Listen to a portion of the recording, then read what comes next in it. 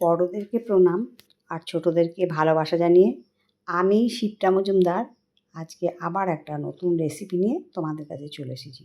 আশা করি রেসিপিটা তোমাদের ভীষণ ভালো লাগবে। তাহলে দেখতে শুরু করো এখন থেকে। আজকে আমি তোমাদেরকে কি দেখাতে চলেছি দেখো বন্ধুরা, আমি এখানে একটা ছোটো প্লেটের মধ্যে 2টো আলু আর 3টে গাঁটি কচু নিয়ে সুন্দর করে কেটে একদম ধুয়ে পরিষ্কার করে নিয়েছি। এরপরে আমি কড়াই চাপিয়ে দিচ্ছি। কড়াইয়ের মধ্যে কিছুটা সর্ষের তেল দিয়ে দিচ্ছি।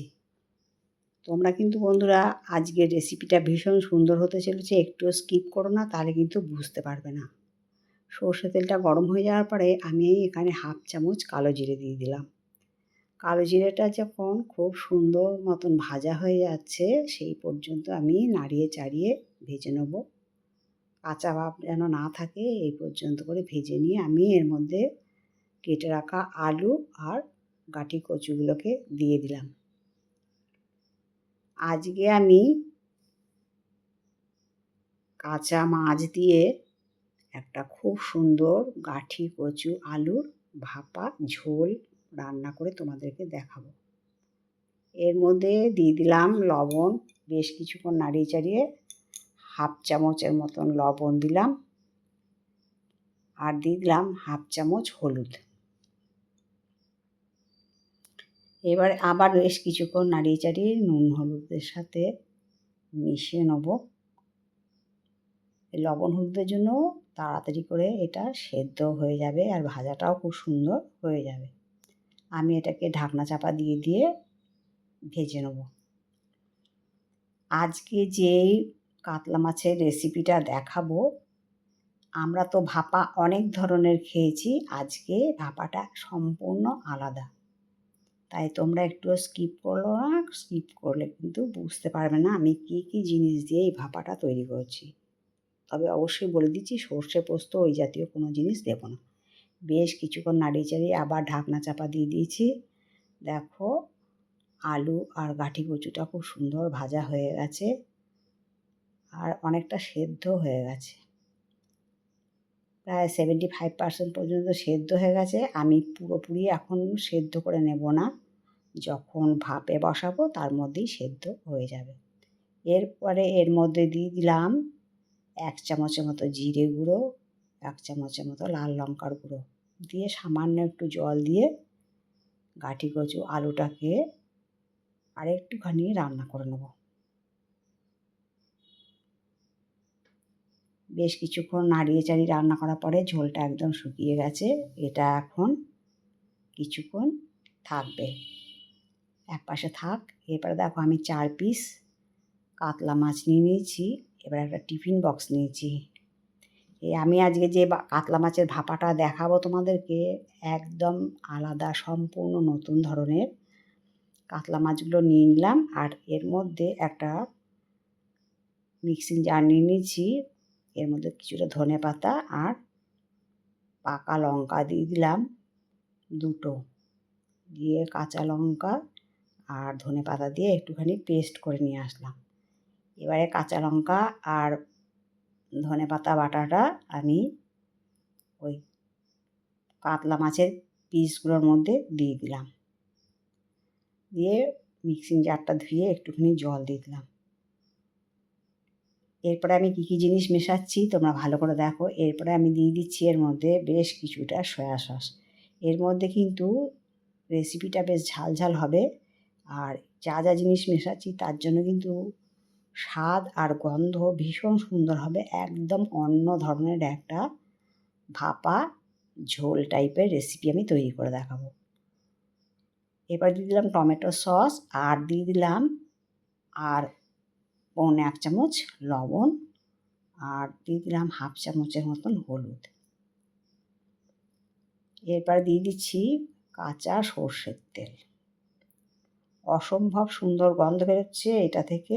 আমি কিন্তু আজকে এর মধ্যে আর কোনো পেঁয়াজ, আদা, রসুন কোনো কিছু ইউজ করছি না।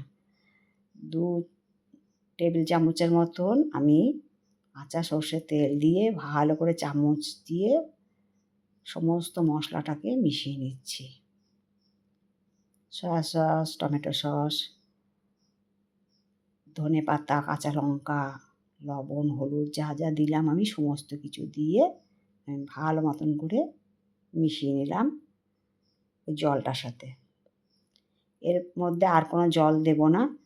এরপরে যে কাঠি কচু আর আলুটাকে ভেজে রেখেছিলাম জিরে আর শুকনো লঙ্কা দিয়ে সেইটাকে দিয়ে দিলাম। বন্ধুরা, তোমাদেরকে রিকোয়েস্ট করব একবার অন্তত এইভাবে গাঠি কচু আলু দিয়ে কাতলা মাছের ভাপা ঝোল তোমরা তৈরি করে খেও। তোমরা এর স্বাদ একদম ভুলতে পারবে না। আমি তোমাদেরকে এই কথাটা কিন্তু দিলাম। ভীষণ সুন্দর খেতে। আর এই রকমভাবে কোনো দিন তৈরি করেছো কি না এটা অবশ্যই আমাকে কমেন্টে জানাবে। আমি ভালো মতন করে গাঠি কচু আলুগুলোকে ঝোলের মধ্যে মিশিয়ে দিলাম। জলটা পরিমাণ মতো দিলাম যাতে মাছটা সেদ্ধ হয়ে যায়, এর বেশি আর দেওয়ার দরকার নেই। এবার ঢাকনা চাপা দিয়ে দিলাম। ঢাকনাটা ভালো করে সেট করতে হবে। তারপর দেখো গ্যাসের ওভেন জ্বালিয়ে দিয়েছি। কড়াইয়ের মধ্যে বেশ কিছুটা জল দেওয়ার পরে একটা স্ট্যান্ড দিয়ে দিলাম। জলটা বেশ গরম হয়ে গেছে। এরপরে আমি টিফিন বক্সটা সুন্দর করে ওর মধ্যে বসিয়ে দেবো। আর যে জলটা দিয়েছি সেটা দিয়েই কিন্তু মাছটা খুব সুন্দর ভাপা হয়ে যাবে। এবার একটা ঢাকনা চাপা দিয়ে দিলাম মিনিট 4-5-এর জন্যে। ঢাকনাটা খুলে দিয়েছি। এবার দেখো গ্যাসের নবটা অফ করে মিনিট 5-এর জন্য একটা ঢাকনা চাপা দিয়ে রেখে দিলাম। মিনিট 5 বাদে আমি ঢাকনাটা খুলে টিফিন বক্সটা এতক্ষণ ঠান্ডা হয়ে গেছে। আমি এবার এটাকে খুলে তোমাদেরকে দেখাচ্ছি। ঢাকনা খুলে তোমাদেরকে দেখাচ্ছি। দেখো কত সুন্দর কালার হয়েছে। কালারটা দেখেই বোঝা যাচ্ছে যে কতটা সুন্দর টেস্ট হয়েছে। আমি মাছগুলোকে ওপরে তুলে নিয়ে তোমাদেরকে দেখিয়ে দিলাম।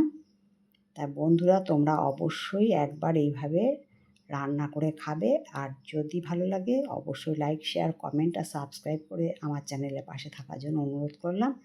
আর যদি কোনো নতুন বন্ধু এসে থাকো অবশ্যই বেল বাটনটা অন করে দেবে, তাহলে সমস্ত নোটিফিকেশান তোমাদের কাছে পৌঁছে যাবে।